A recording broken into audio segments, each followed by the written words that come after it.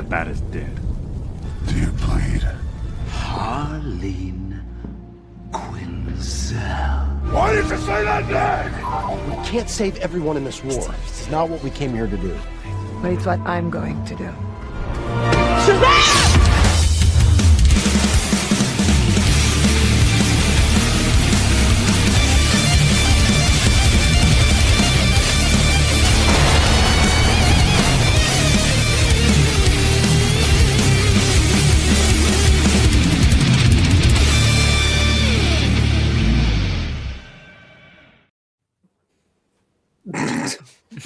Beautiful. Yep. So hi, welcome to Binge Buddies. All of just us. Most of us. Oh, no, there we are. We have to do today. Like, I really just don't want to do it. Ryan doesn't want to do it so badly he got his child sick. Yeah, it didn't work. He's feeling better. This is terrible. I feel horrible. I mean, like that's an extreme response though. Like Munchausen by proxy, literally just to get out of a recording session. You could have just messaged saying you've got a migraine or something. Like really? Hey, I got a migraine. I'll see you guys later. I mean, it wasn't that bad. Yes, it was. Yes, it was. Joss Whedon is a fucking cunt. No. I mean, that one is, unfortunately, that one. The urge to turn off. It's so bad. All right. Well, let's do our intros first. We got Matt, Zombie Dog. Hold on. Where was I? I've done Danny the Street Dykes. Oh wait, is it? He's in Doom Patrol, right? Mm-hmm. Yeah. I do remember that one. That was cool. I thought you liked that one. It's a genderqueer street. Yeah. I love Danny. He's the best. We should do Doom Patrol at some point. I've thought about that one. It'd be a long. I think it's like 50 episodes, but we could double up. We can make. There's something there. That's such a good show. We also have Joel, Dr. 13, do it. I feel like you've picked doctors for me a few times so far. You just look very medical, Joel. That's what we're saying. Yeah, that's it. Yeah. Very medical, as in I look like a doctor, or that I need to see a doctor. You need to see a doctor. Or you can be a doctor and look in a mirror. Yeah. Self-diagnosis. Yeah. It's the millennial way. I'm suffering from an acute case of handsome. As a semi-related aside, I figured out how to pop out people's individual windows so I don't have to look at my dumb face. And believe it or not, I can see you two now or three now when the Binge Buddies trailer things come up. So I saw Matt sort of like bopping to the music. I've always been able to do that, but okay. I didn't know we could do that. Oh yeah, there's a little thing. How do you like that? We're all learning things today. We also have Ryan. I really like this character. The elongated man Lutens. Is that from the Flash? That character is in the Flash. Yeah, that guy I believe he got canceled though. Yeah, he did. Yeah, I don't remember what he did, but I'm sure it was something shitty. Speaking of people who got canceled, let's start talking about the Joss'tice League. Joss'tice League. Okay. Wait, I kind of have to say that because if I call it the Justice League, I feel like I'm insulting Zack Snyder. And like, this is not, your Snyder fan podcast. Like, if you are diehard Snyder bros, we're not going to be your friends. But at the same time, I will acknowledge when good movies are good. And the Snyder Cut's good. This fucking thing we're watching today. It's awful. Like, there's such a clear, like, contrast between stuff that Joss Whedon shot and stuff that they've used that Snyder shot as well, because like Joss Whedon's stuff is just so flat and lifeless. Like, the scene between Lois and Clark's mom is the lighting on it is just awful, and like half the time I'm watching going, is this green screen? Because it just looks like green screen because there's no depth to it. It's just all one big like brightly lit scene with like there's no use of shadow, there's no use of any kind of like sort of like focus pull or any kind of depth to the imagery. It's just so just flat to the point where it just looks cheap, fake. Well, cheap, fake, whatever. It doesn't look like they're shooting on an actual set. or a location. It just looks like it's a green screen and like bang, we'll put in a background and just like put in a background as fast and as cheap as possible. Like it just doesn't.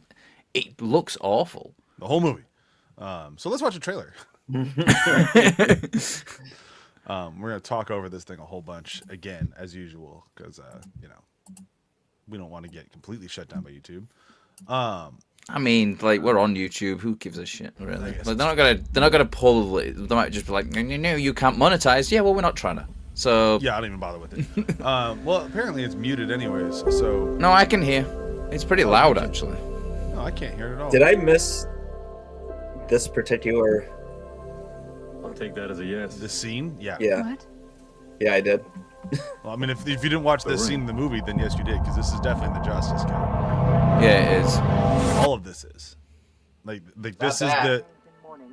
Is this not? This is the trailer that came out like to promote. Her getting out of bed is not. Oh no, you're right. You're right. Yeah, because it's Lois Lane and like an actual female character. Joss Whedon can't have that in. Like there's no ability to have someone like land on her boobs. Yeah. I know it's going to happen at some point this week that I'm going to complain about something, and it's going to be a Zack Snyder choice. Oh yeah. I'm waiting for it. But here's the Zack Snyder movie is a 4-hour movie. There's gonna be problems. Like you don't need that much in and have it be flawless. Like that's fine. Having problems with that movie is a-okay. This movie is just nothing but problems. That's not a saying. That's the opposite of what the saying. I don't know why. Just even just the recoloring here, like yeah. More red, like all of that.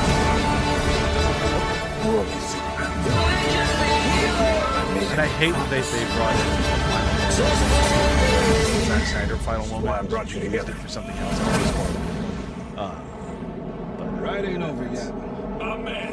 Oh, that looks so good. That's what Zack Snyder. A lot of the action scenes, they didn't reshoot a lot of that. They do like quick cut it.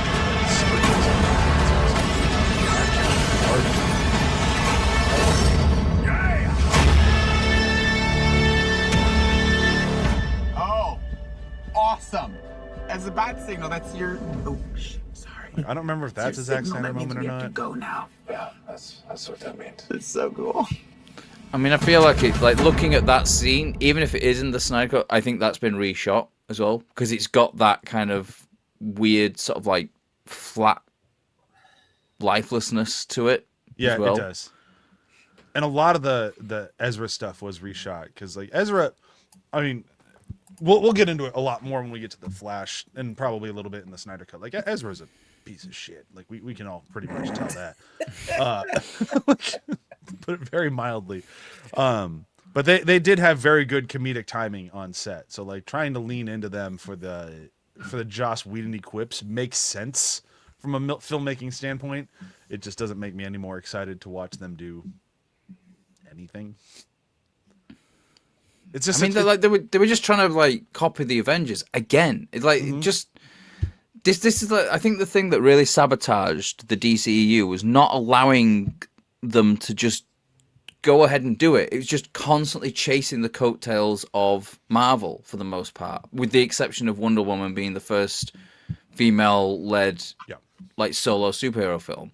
But apart from that, it's just constant chasing of Marvel films. Oh, Marvel's done the Avengers. We've got to do our Avengers thing, but we don't know any of the characters. Well, just sort of like figure it out. Of course, you know the characters. They're the most famous characters of all time. You don't need to introduce them. What's great about that is, they did this whole thing with Aquaman, and then they totally reversed all the shit that they did in Justice League for Aquaman next. Oh yeah, like I mean, they leave some, but it's very very minimal. There's a mention of Steppenwolf in Aquaman, like, but that's he's got it. his mom's thing, and it gets broken in this. But it's also like, but in this one, he asks for a trident, and they just give him a trident, and then the next movie, it's like, oh, it's your mom's trident. Like, yeah, it's very nice of Mara to be holding on to your mom's trident for you, and then not mentioning it to you when she hands it to you, and then must have stolen it from you at some point.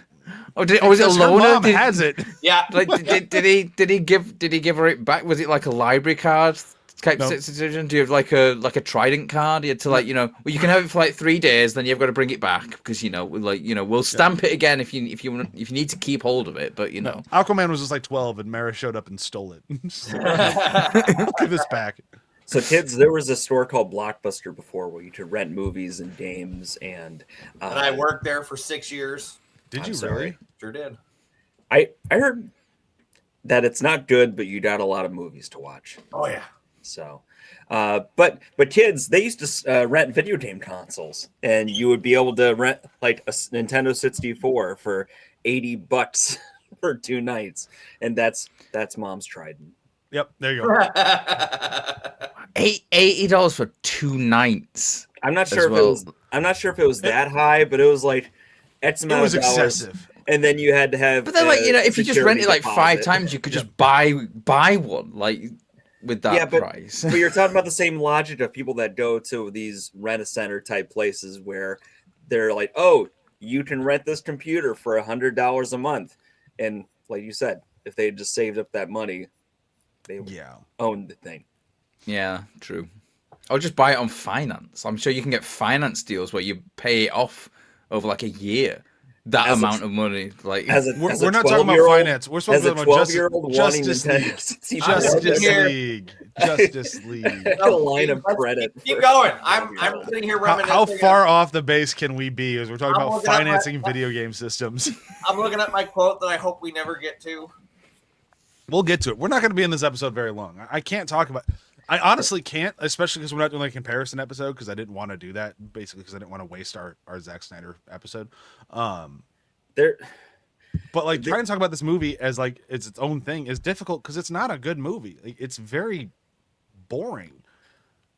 Well, the more interesting things to talk about when it comes to this movie is not even a beat by beat what's wrong. It goes back to what Matt said in terms of like it's not just that they were chasing the Avengers. It's that everything is moving so quickly. Yeah. Part of why the Marvel stuff built up to the thing it was is that they start grounded and they built up slowly through several movies so that when it came together to the Avengers, it was kind of a party. And it was okay if it was just sort of a loose sequence of cool events because it was drawn together like that. This deserved more. It deserved time for Aquaman to be introduced meaningfully before. The Flash and Cyborg, They could have earned some time, even if it was just in somebody else's movie. But they mishmash so much together here, and it moves at such a furious pace that you don't really get grounded anywhere. I like what Joel said with the furious pace because you're going at something where the previous director envisioned a long version, and so when another director comes in to polish things, aka just make the whole fucking movie his own thing, he rushes a lot, and it feels you're just like, wait, it's over? What the fuck? Well, and then it forces everyone to become like caricatures of themselves. Yes. The Flash is not a character. He's a quip machine. Comic relief. Yeah, like just comic and like they completely undo his character. This whole like, I don't really help people. I've just pushed a few, like that whole subplot. Like just doesn't. So then why is he our hero that we needed to go get? Like, wouldn't Batman have tested to see if he'd been helping people? No, he's just fast. Like that doesn't mean he's gonna be helpful. Like it doesn't make sense. And then we have this then you have Superman racing him and showing him that so why do you need him? Yeah, like it doesn't make. But I guess it's his genius because he's the one that came up with the idea to resurrect Superman. I don't fucking know. But also just kind of. Yeah. Like, mostly just kind of stumble into that idea, which I don't think is that much different than the Snyder Cut. It is just kind of like we need Superman alive. We're gonna kind of backwards our way into this conversation. There's more. Superman comes alive and get backwards into it. Like. There's more of that in the Snyder Cut though. Like there's more of an explanation as to why. Like it just seems to come out of nowhere as like, oh well, this is the plan now. Like it just like And that's the thing, like I'm trying not to compare the two, but it's very fucking difficult when you've seen the version that is actually the full story. It's like what we talked about with Batman versus Superman. Like, you know, obviously the ultimate cut is the best version because the story hasn't been cut out. And then this one, it's like, it's not even that the story's been cut out. It's just like scenes have been chopped to pieces. Like you're just watching it and it's just like, it's so badly paced. Like scenes that are just like, it's just scenes that like, that should last maybe 5 minutes and last a minute. Like it just like zooms around like so much. Like, you know, you get to the bit where you go to the Amazonians and there's like very little explanation as to what the hell's going on here. I mean, like, and it's just like, yeah, you get it. Exposition here, exposition there, a little action here, moving right along, get a little more exposition. Oh, we're under 30 minutes, gotta keep going, guys. Little exposition. And the story we get of like, you know, what the mother boxes were is just it's so fast and it's so quick and it just makes no sense. And then like again, I'm trying not to compare it, but in the Snyder Cut version, you get a full sequence of like, you know, you see the whole final battle sequence and it like there's so much more going on there and like there's more context as to what's going on as well. This is just kind of like, hey, there's these boxes and then like, oh, and he wanted them boxes, then he got defeated, then he got pulled away, and then we hid the boxes. It's like, wait, what? Go back? No. You said something about the boxes. What boxes? What? Who's that guy again? What? Why is he? Yeah, it doesn't. Why is he going? It just, yeah. Oh my god. And as somebody who like, you know, I read a lot of DC comics, I don't remember a lot about the mother boxes. So I'm like, okay, we should explain what these are a little bit. And no, they don't. Especially when they're so powerful as well. These things are apparently enough to undo entire planets and create entire realities. Like entire realities, yeah. Like and then redo them to exactly whatever you want. It's like the Infinity Gauntlet on meth or something. Yeah. Mm-hmm. But instead we get nothing. Yeah. It's just we have a guy who shows up who looks like, you know, Shrek on a real fucking bad day. Meth Shrek. But then he just has a very extreme mother complex, and that's all we really know. It's just like this dude who just monologues at a mother who's not there. Oh, mother, I have missed you. Like, what? I mean, that's like, is he like? That was what I don't understand this as well. Like, is he calling the mother boxes mother like they're his mom or something? Like he is throughout the movie. He is, yeah. It's so weird. Like it just makes no sense. Like you know what's great about this is I love Syrian Hines. You know, Man's Radar. He was Julius Caesar. He still tries to own this, but you just get lost looking at him. And at that point, it's just a voice, and it's not even really his voice. There's so much shit that's done to it. So I don't even know if he did the stop motion for it, but you definitely get more of Syrian Hines in the Snyder Cut. Yeah.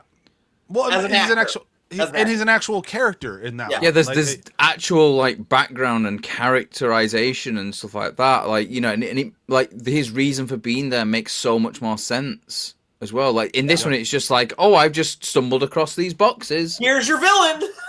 Yeah, and he bad guys the whole movie. He just bad guys, and it's like, it's not great. What is with Batman? Like the opening sequence that has Batman with like the criminal on the roof who like because he gets attacked by a parademon, he lets the burglar go as well. Batman's just tracking him. We don't know how Batman stumbled on these parademons at all. It's just that see this is what's great is they're going off of something that was in the Batman Superman Ultimate Edition. At the very end, when Lex Luthor is got the three mother boxes with the outline of Steppenwolf, and we know that these parademons are around and they're hunting for him, but we don't get that because they're going off of something that was an extended cut. Yep, it just doesn't make sense. And the scene just feels so awkward. Yeah, that whole scene it feels like a Batman play almost. Like, but it also doesn't feel very Batman because he leaves the dude. They lets him go. Like he lets tied the up criminal and, like, hopping onto the screen behind him to ask like, "What's going on?" It's like, yeah, what is happening right now? This guy's just being attacked by Batman. And I was just asking like, "Hey man, what's up?" Like, yeah.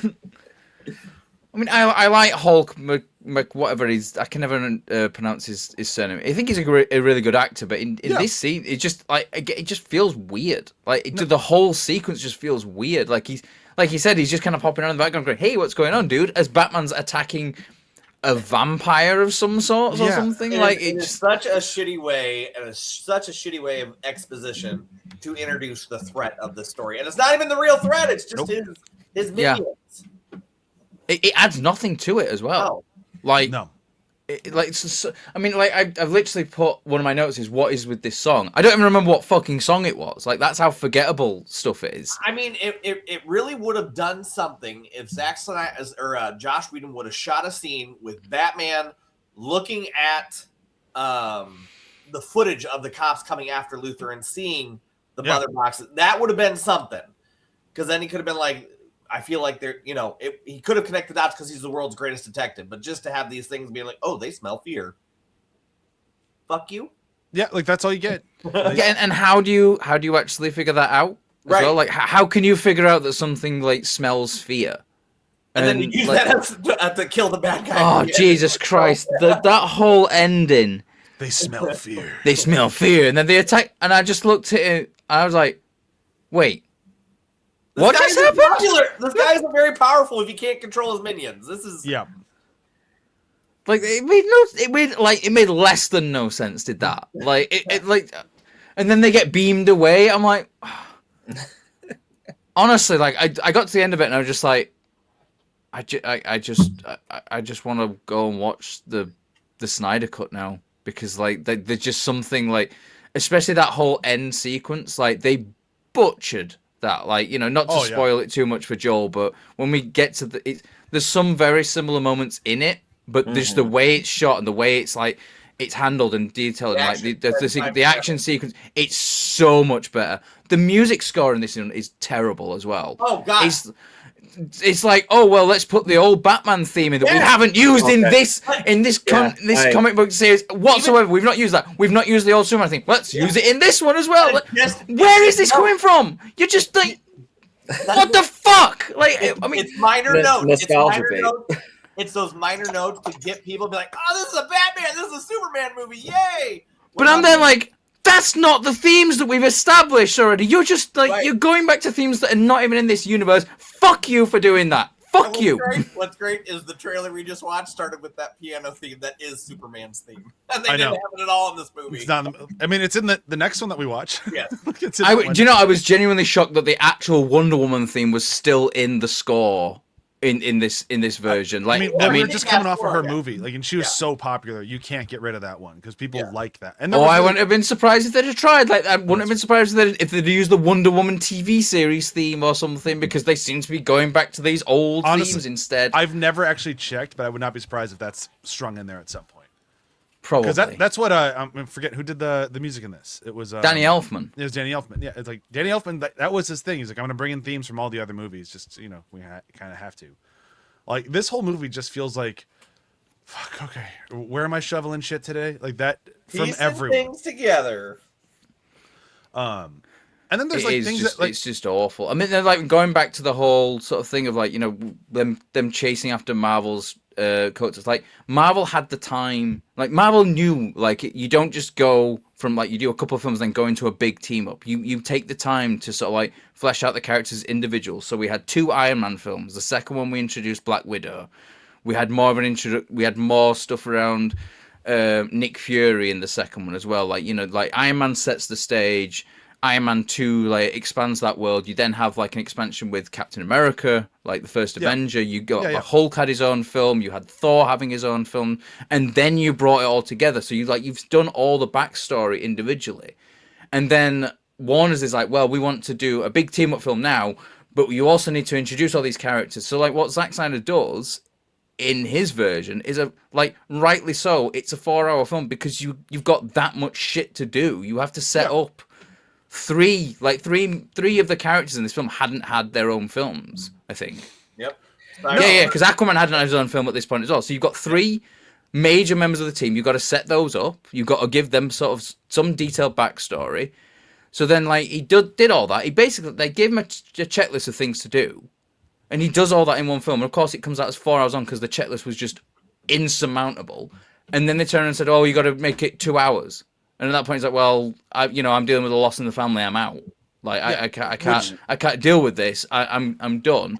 So then, what do? They just cut everything out. Like Cyborg in this is, it's like a fucking extra with a couple of lines. But like, for me, it's not even the question of like the stuff they cut out, because like that was going to happen whether or not Zach left. Like if Zach had not had a family tragedy, if he had stayed on, this movie, that 4-hour version was never coming. The only reason we got that was because this came out.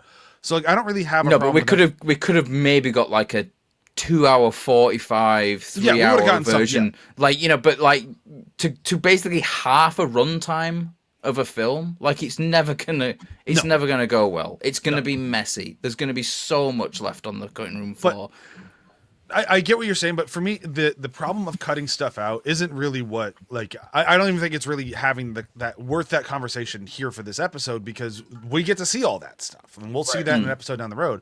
So like, what do we have in this that's different that we can talk about here? And it's the stuff that the terrible acting. It's the stuff that Joss shot, and Joss shot a good chunk of this movie, and you can tell when it takes over, because there is an identity crisis in this movie throughout the whole thing. Are we this very serious, deep exploration on what is it to be a human when you have these powers, or is it a quippy nonsense film? And it will change gears wildly in scene. Like we'll have scenes where like people are having legitimate conversations, and then we'll cut to some random cutout shot of Flash, who will give some weird quippy line, and it looks like he's on a wildly different set. They look like a different actor. It's like, what just happened here? And then the movie just continues. And we have these random shots of, I'm assuming Gal Gadot's stunt double, because it doesn't really look like her anymore. She's never looking at camera, where the camera just hovers right by her ass. And it happens like 5 times in the movie. And it's like, what the fuck? Like the Wonder Woman is like a great character who's not usually like male gazified, and like Joss just could not help himself. It is all over this fucking movie. You have like that very, Matt made a reference to it earlier, the famous boob shot of like the same shit he did in fucking Avengers Age of Ultron with the Hulk and Black Widow, of like, it's funny when a guy puts his face in a girl's boobs. It's like this doesn't work in general. It didn't work in Age of Ultron, and it certainly doesn't fucking work with Wonder Woman. Like, what are you doing? That annoyed me so much when that happened. Like, because I was watching it with Charlotta. Like, I'm subjecting her to these films. Like, some of them like are better than others. But like, she sort of half watches and she does other things. And I said, "Oh, Jesus Christ, did you see that?" And she's like, "Well." So I skipped it back just so she could see it, and she went, "Oh, what a fucking perv!" Yep. Like it was just so blatant and obvious that like, oh look, boobs, and then it's that stupid thing where they have the character go, "Oh, I'm so sorry, I didn't mean to do that." It's like, come on, like really, are we still doing that in like the 21st century? Like, did that not go out of the fucking window with like, the 70s or something? Like, you guys just fell off of a fucking building. Had you actually landed like that, you're fine. Like, you're human beings. That's how you landed. Like, you're not trying to be a perv. You making that reaction and now making a joke out of it is why we're now having a conversation. Because now it's fucked up. Yeah. Like, had you just landed there, then that's okay. Humans are humans. Mm-hmm. Like, why are you making it fucking weird, Joss? Like, it's not funny.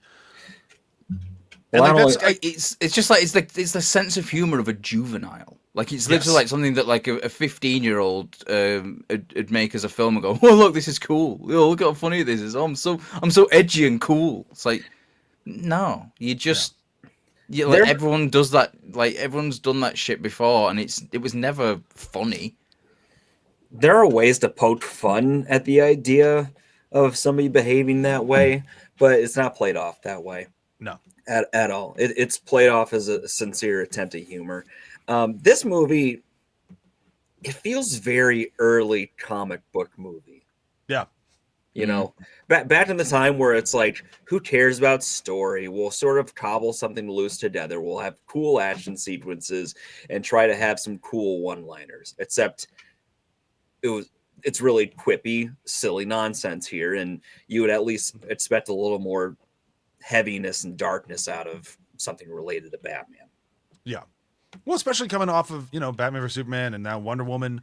like coming into this movie, we've had a very dark, grounded, serious DC world, and now having the Joss Whedonify it, like it just, man alive. And then I mean, like, look at what we were talking about with Wonder Woman last week. Like literally, we were talking about how like the first 2/3 of this is just a really grimy, gritty World War One war movie. Like it feels it's a PG-13 war movie, but it still has that sort of that hard edge to it, and just there's like just that sort of realism and that sort of not nastiness, but like, do you know what I mean? Like there's the seriousness of like, you know, this is horrific. This is a horrible war, and then you go from that to this, and it's just like it's such a whiplash. And it doesn't have to be super dark and grim and whatever. It shouldn't be that, because we're talking about a team up movie. But there's so much weird blooming color in some parts of this movies that just it's such a sharp contrast to what seems like the natural tones that they were originally going for. I'm not opposed to color, but some of the stuff, it's like Wizard of Oz. You go to, you know, the family farm, and it all looks like some weird dream thing. That does. Well, like someone took the contrast and just like whacked it right up to 100. And you're talking about a weird dream on the farm. Look at Superman's mouth. It's not real. Oh, that was gross to look at. Yes, ma'am. Like, it's just like it's the way that it's like it's like, has anyone ever seen how a human mouth moves? Like two things about what we're saying is Josh Whedon is like, I have to add color. And even that scene where he's looking at the sunset, it's like you are trying too fucking hard. You've got blues, orange, pinks, the green from the corn. You've got the red on his flannel. It's just like, stop trying to do this. Choose a color to focus on, like most cinematographers do, and bring that out in your shot, moron. And if you're wanting to look at make it more vibrant, like a comic book, like comic book panels are usually limited to like 3 colors in each panel, so it's not overly busy. But you're doing the whole palette of colors here. Yeah. You don't have a defined visual palette of colors. It's just throw everything at it, and it's sensory overload. The climax, I mean, you've got the red sky, you've got the purple veins, you've got the blue like dome, you've got the reddish hue from the whatever's coming out of the ground. I don't even know. But it's just like, pick a color, focus on it like most directors do. That's going to be your focal point in your cinematography, in your scenes. That's how cinematographers work. They bring color and shadows to life. I have a massive issue with the way that it's presented to us in this version, because they basically say it's northern Russia, like because of a nuclear fallout event that happened in northern Russia. It's like, so you're talking about Chernobyl, which is in the Ukraine, which is not Russia as well. Like, and especially with everything that's going on right now, calling Ukraine northern Russia, and I'm sorry, nobody fucking lives at Chernobyl. No. Right. No, you can't. Like, you literally, there is like cordons. I know someone who's been to Chernobyl, like to do research into radiation and stuff like that. It's an exclusion zone. You have to go in through checkpoints. You have to be scrubbed down, and also you have to wear a fucking radiation thing to make sure you're not taking on too much radiation. Like, nobody lives next door to Chernobyl. There's also no purpose to it. No, it's not some sort of catalyst that the bad guy needs, or something that influences the world in a way where it has to be there. It just so happens to be next to a nuclear site. You know, it's like somebody thought that would be cool. And the family being there makes no sense as well. Tacked on. Like there's no reason for the family to be there, like other than to get rid of the Flash and then have Superman leave for a bit, to have some weird bit where he flies a building. I mean, like, I'm sorry, that building looks like it's barely standing on its own. Like, it's not going to survive someone lifting it out of the fucking foundation and then turning it on its side and flying. Yeah. All those people in that building have either fallen out of the windows or are a bit bouncing around inside the building, getting turned into hamburger meat. Like, and for me, like, it just, you have Superman finally show up. And like, I love seeing Henry show up. Henry it just doesn't look good with the mush mouth. But either way, fine, he's here. I want to say a point after you're done about that. But the fact that he shows up, we're here, we're gonna fight Steppenwolf, and he goes, "Wait, civilians!" And then everyone just said, like, "All right, hold on, Steppenwolf, we're gonna wait for Superman to do his thing." What I Yeah, what I love Like about that if they too- cut back and they're just like, so how was your trip in from space? How far away were you? Oh, it's pretty far. what's great about the final scene is that you can tell that they're running out of CGI money because most of these shots of Superman are from so far away that they don't have to take the additional time. They can just put in a stand-in and not worry about taking care of the mustache from Mission. I mean, I swear in one shot he has the mustache. But Like one of the really far away ones, I swear he has the mustache. It's just but there. they open the movie with a close-up interview. Oh god, That's terrible. that close-up is so horrible. So, has anyone here watched the more recent seasons of South Park that has Eric Trump in? No. No. He's basically they animate him so he's like, hey, how you doing? How you doing? That's Superman mouth. Like literally, like it's just like all teeth. There's like nothing. Hi, how you doing? I'm Superman. The problem is the opening cell phone footage is the best of it. That's the best the mouth looks in the entire movie. Because when you get to that scene at the farm where he turns and goes, "Yes, ma'am," that is the stuff of nightmares. Like that is His mouth trunk looks so in, like, unnatural. It's like, yes, ma'am. like it's all the way up here. Like, It's like got invisible fish hooks. Like, I'm Superman. like Martha should have had a moment like, oh God, he's still dead. What did you do to him? What did we? You would just slap the mustache right off your face. Like if they just cut to her and then they finally cash in that Pet Cemetery joke of like, oh, Pet Cemetery. It would have been great if she would have. Martha pops out and goes, "That's not my son." What are you? All right, one positive. I'm your son, also. One positive that like has kind of grown on me. I've only seen this movie twice. Yep. That's really grown on me is Ray The end. It ends. No, Like the fact that it's over at some point. Cyborg's always great.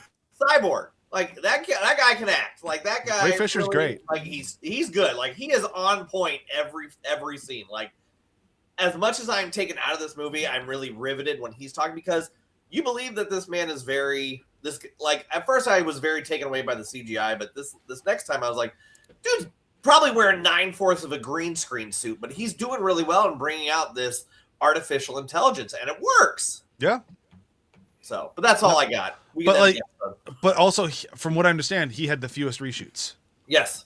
So Yeah, because they just cut all of his stuff out instead. Well, and he was very loyal to Zach, which was great for him, but is really, really fucked with his career in in hindsight. Which is like I still think he's made the right call every step of the way. It just sucks that that's how Hollywood reacts. Like, when he shows up, Ray Fisher's fucking awesome. So like I hope that shit gets sorted out because that dude deserves a career. He's too fucking good.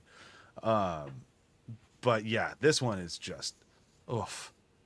But I'm trying to think. There's like one scene that between the Justice League that felt like an entire reshoot. Am I wrong?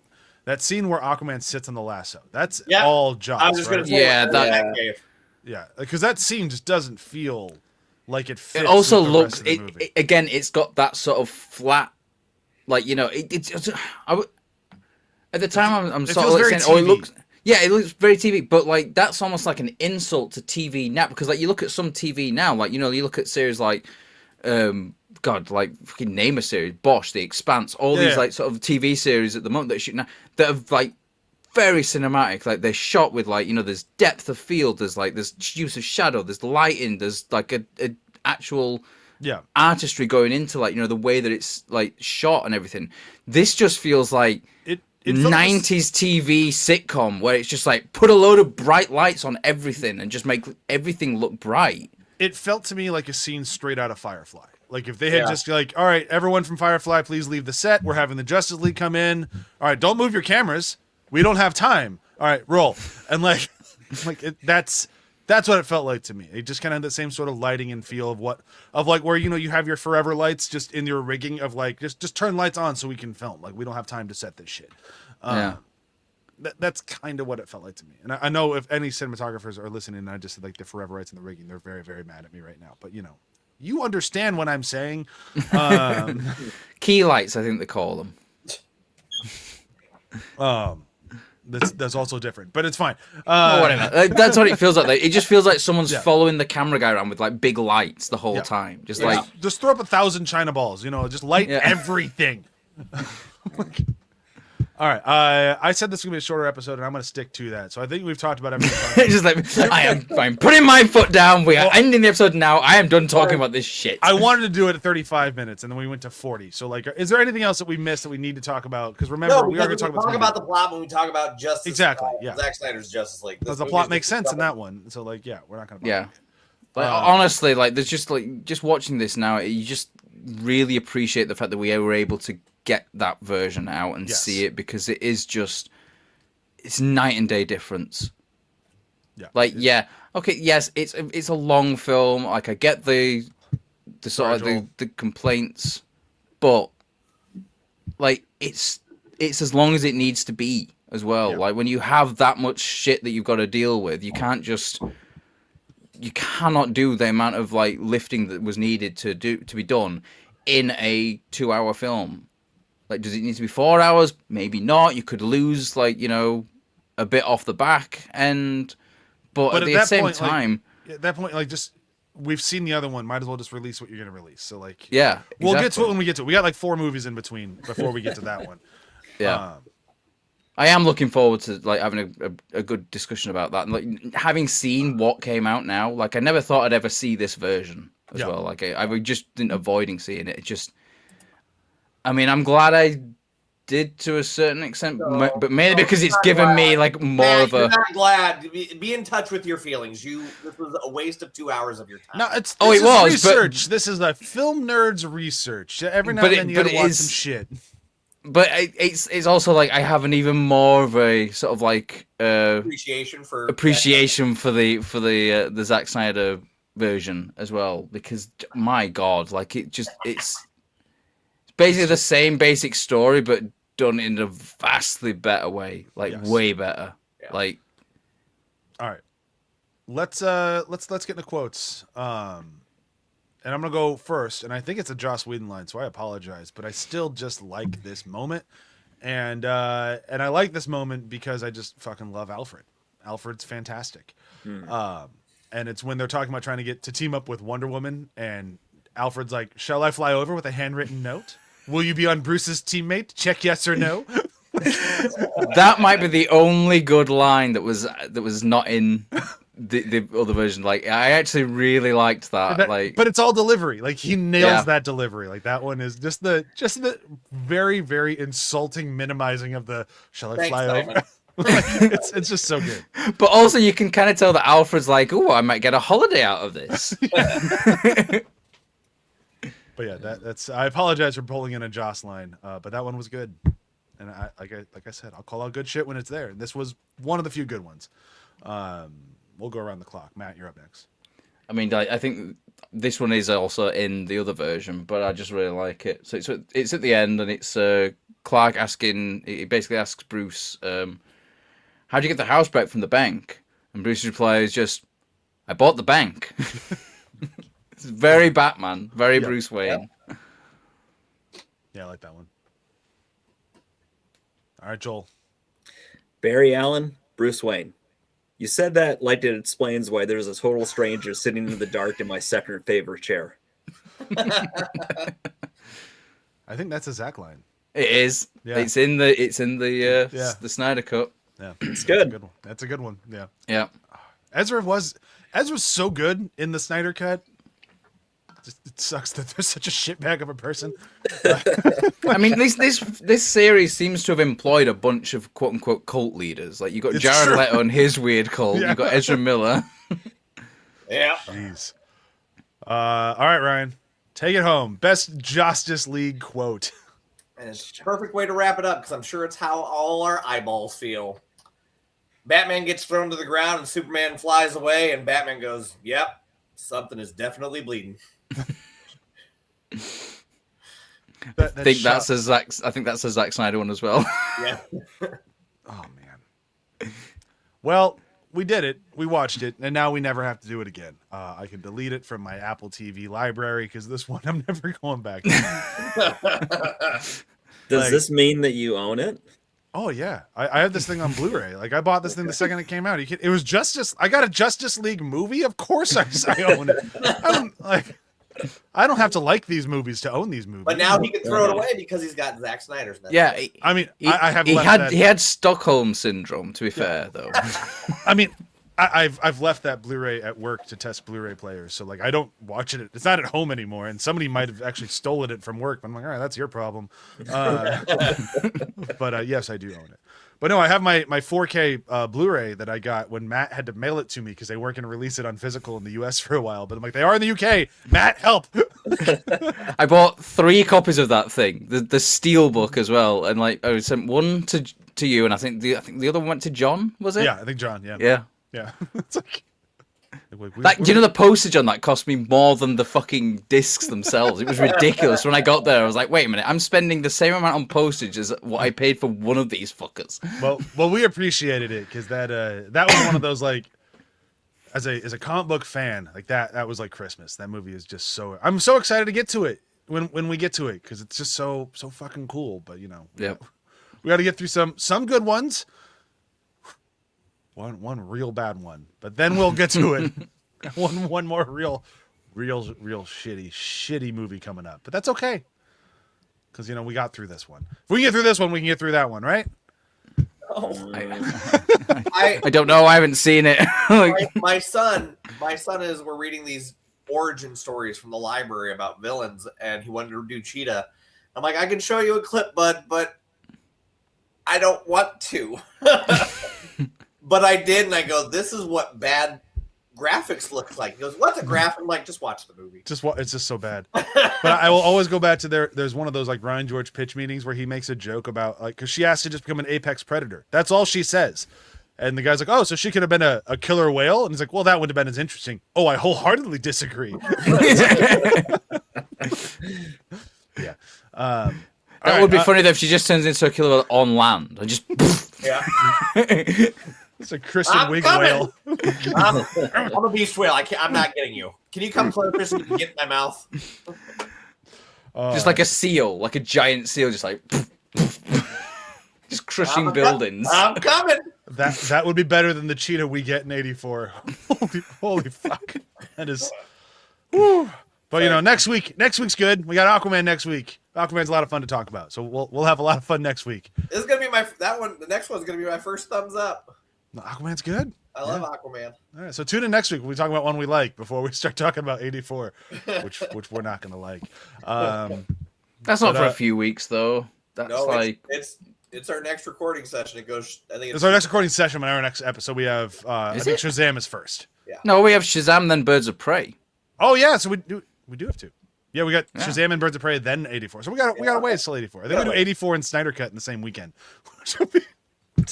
Oh, that is. Woo, We're gonna spend 5 minutes on Wonder Woman, 3 hours on Justice League. I mean, I'm happy with that. just going to '84. Like this was technically this was a movie. Matt, Goodbye. Matt, We did it. I think watching Wonder Woman 1984 for the first time, you're gonna have some things to say. Yeah, like that won't be. That's not gonna be a short episode at all. It'll be a long recording session then. That'll be one of those. I'm like, all right, hold on. Yeah, no, just go ahead, Matt. Just go. No, we're gonna turn it over to Matt, and I'm gonna cue you up, and you're gonna play that nice little clip you got. We'll do the do your thing, cuz. Yeah. yeah. No, there'll be a lot of do your thing, cuz over '84. All right, but we're just riffing here. Or just ignore me because like. God, that's actually true. Like, so what happened here? Ignore me. All right, moving on. Yeah, I'll have to be hot in the buttons for '84. But first we got Aquaman, and we got someone left. Hey, baby. Cal, no. Well, that's in this one. I know, it's so bad. That line reading this version of it. Oh my god, Kal-El, no. It's like could act your way out of a box. It's nothing to do with the acting though, because the same scene happens in the other version, and there's like it's like night and day difference. Like there's actual emotion there. Like in this one, like it just looks like she's just gonna like, It's still not great in the Snyder Cut. It's not great, but it's still a huge difference. But like we're done. We've said goodbye. We're done. Yeah. Bye. Bye.